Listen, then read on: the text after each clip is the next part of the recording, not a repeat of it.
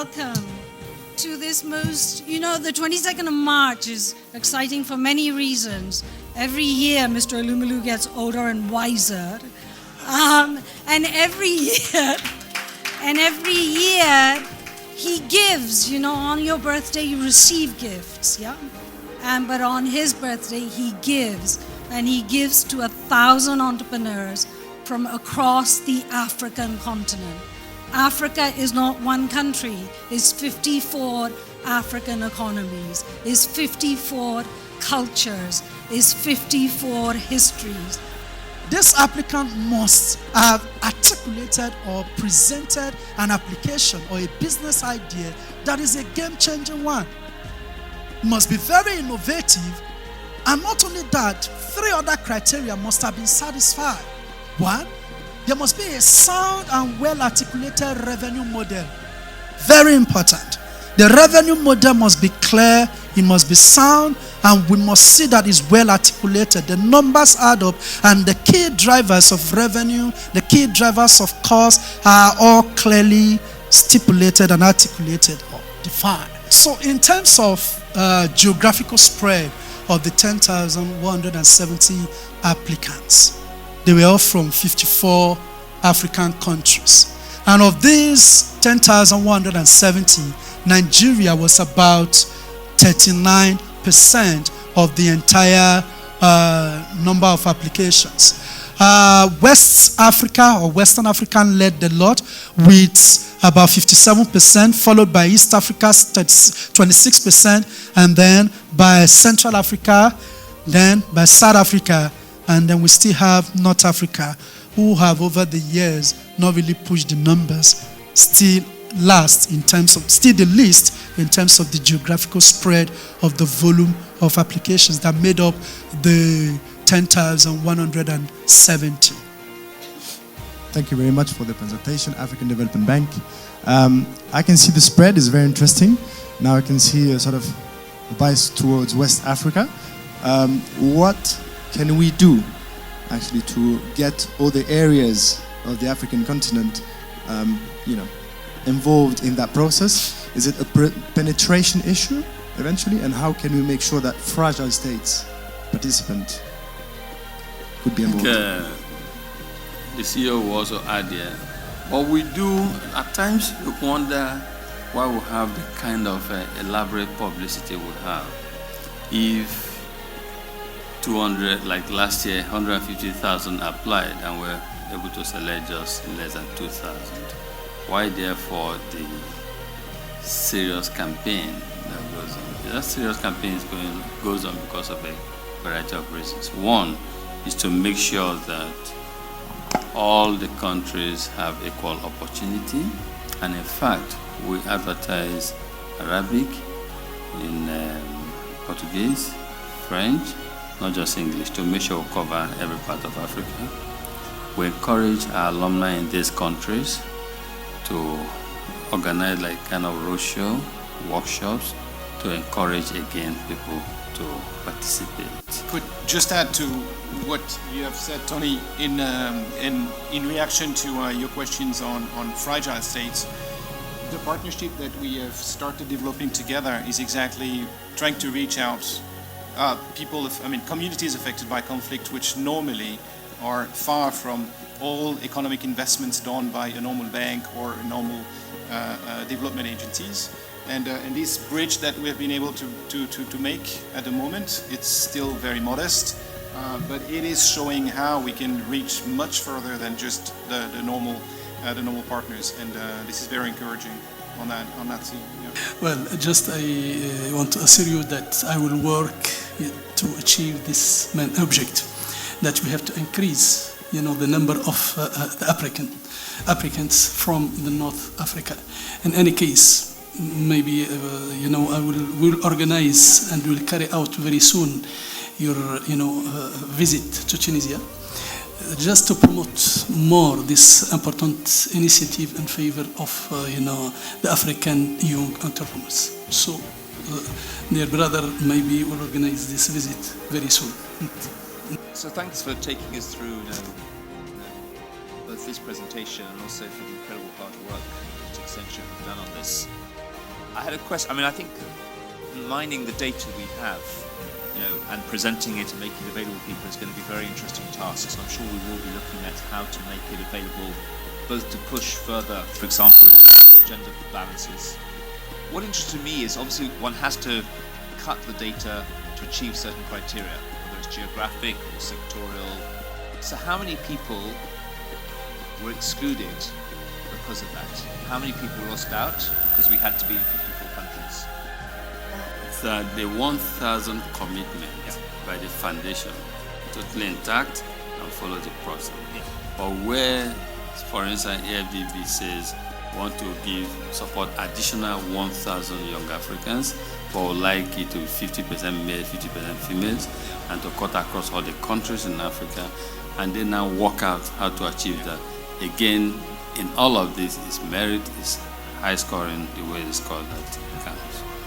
The partners agree on a standardized criteria framework, because if not, the reporting modalities, we all have different needs, but I think it would be good to sometimes to have for the foundation to invite all partners to meet and agree on those standardized framework. That's the first one. The second one also.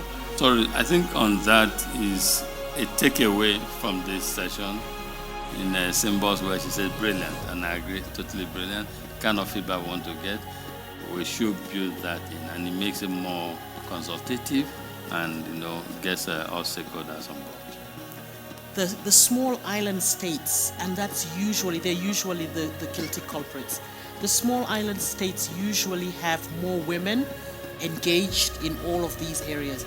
So if we're looking at the gender balance, I think we need to take that into consideration, because countries like Seychelles, Cape Verde, you will always get women leading. And if you, I don't know, it's something that we've experienced, and I think it's important to ensure that we encourage more men in those particular countries, affirmative action to get them also to participate. Thank you. My name is Mataya Zokwe, and I work for the Guardian newspapers. I'm interested in the aftermath of selection. What has been happening to past awardees? Because what I have learned here is that you are scoring the idea. This idea could be my idea given to my friend Sonia here, and he presents it, and you score him because he doesn't fully own the idea. So it's not automatic that if he gets the award, it can work. So what are the mechanisms put in place to ensure that these things are not just presented award on paper and they don't really take off as businesses? Thank you. Well, just a short survey that we did of 1,470 of 2015 to 2017 entrepreneurs, we discovered over 75% of them are operational. They are running their businesses across the African continent. We also discovered that from when they applied, they were maybe generating collectively, those 1,472, about 4,000 jobs. After that survey that we did, they had doubled, tripled to the number of jobs that they were creating. My name is Aminu Gusau, PhD MNI. I'm a senior director at the EFCC, in charge of policy, planning, and statistics. I'm sent here on behalf of my chief executive, Mr. Ibrahim Mustafa Magu. And he wants me to also give a special expression to wish you more years in the world on your birthday, and also to congratulate you on what you are doing for your country and for Africa at large. He also wants to share with you that the commitment, the engagement, the hard work you are doing can neither be quantified nor can it be overemphasized.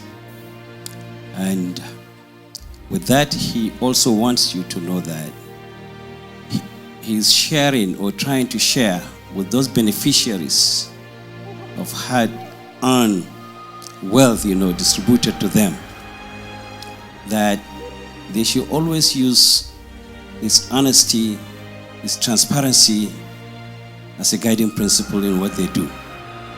By so doing, they are doing their best also in contributing, or they are pioneering or being pioneers in trying to see that we get rid of corruption in the continent of Africa.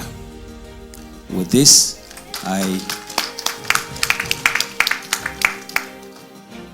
wish you the best of luck, and I'm here on his behalf, and I'll be in all the ceremony, and I'll get back the report to him. Thank you for listening.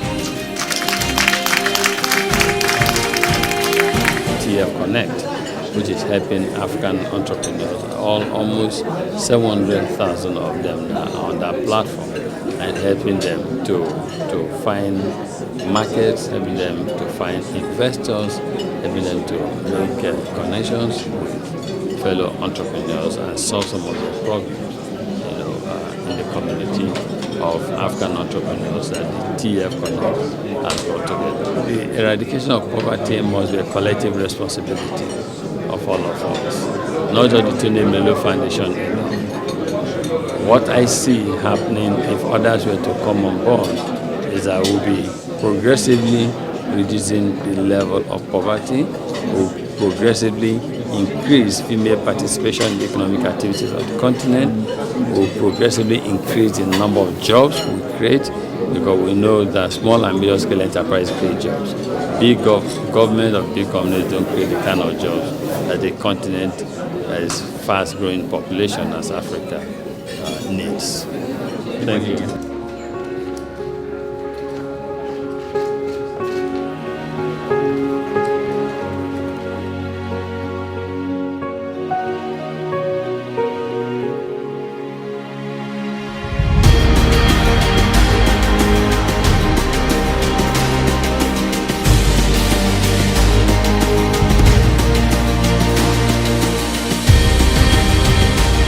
And so, ladies and gentlemen, I want you to join me, please, as I warmly welcome, if we please kindly rise to our feet, as I warmly welcome the First Lady of the Federal Republic of Nigeria, Mrs. Aisha Buhari, to the stage.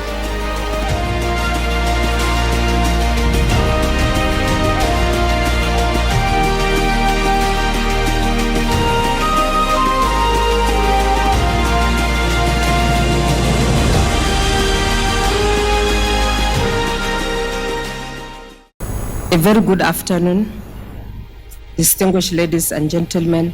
Permit me to stand on existing protocols, though I've already. I would like to start by thanking the trustees, management, and staff of the Tony Elumelu Foundation for bringing together global public-private stakeholders to witness the announcement of 2019 Tony Elumelu Entrepreneurs, selected as members of the 5th cohort of the Tony Elumelu Foundation Entrepreneurship Program, which represents the founders' 10-year, 100 million commitment to identify, train, mentor, and fund 10,000 African entrepreneurs. I am pleased to be here with you, and I would like to commend the Tony Elumelu Foundation and Essential Development Partners for conducting the screening and selection of over 3,000 finalists from the pool of 216 applications received. The Tony Elumelu Foundation Entrepreneurship Program will certainly foster entrepreneurial development across Africa, providing much needed funds, training, and mentorship of commercial enterprises that promotes social and economic change and support growing African businesses through dynamic programs that provide capital and human resources to budding entrepreneurs.